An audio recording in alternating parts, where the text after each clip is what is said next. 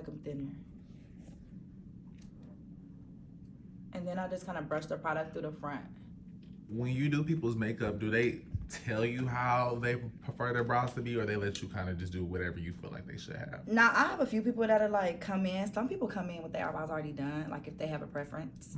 Like they'll come in and their eyebrows are already, they'll be like, already, you don't even got to touch them, which I personally don't like, but it's their preference. So if they do that, that's fine.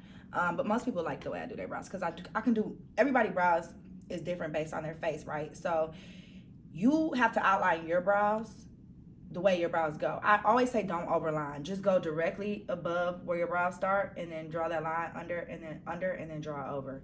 You don't have to go like way overboard. You love a full brow. I love a full brow too. Now, have you ever had someone who didn't really have eyebrows? How did you deal with that? Yeah, so I've had like patients who had like alopecia or like just I've even had cancer patients who don't have brows. So what you do is you kind of just like you start from a blank canvas, right? And you just draw the brow like how you would think it would shape their face or which way you think it would go. But I've had patients like that. But usually with people like that, I recommend microblading, which I'm actually going to be taking a class for this month.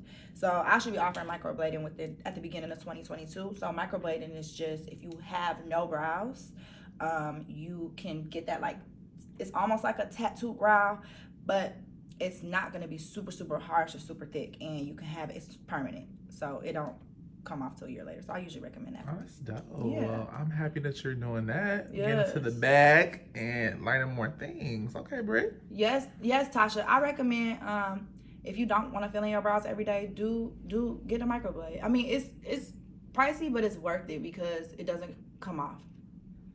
So look, as y'all can see, I'm just brushing my brows up and then through. This helps to brush the product through. Right, and then I kind of still see like a little bald spot right there, so I'm just gonna fill that part in a little bit more, like this. And when you get your eyebrows done, do you get them the natural way with they put the thing on and they snatch it off, or do you get the wax? The wax. I do the wax, but I want to try threading.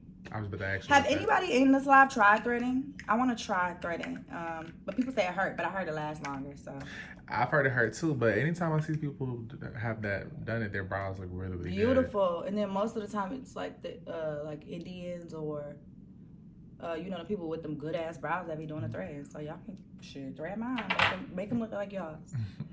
So look, like that. So that's kind of how you get, and it's still very natural because I don't really like to overdo it, and it's still like kind of light. And that's because you said it's painful. You do the threading. Okay, so if y'all in Detroit, drop some places where I can go, or places that like y'all favorite threading places. Somebody said it looked like it hurt.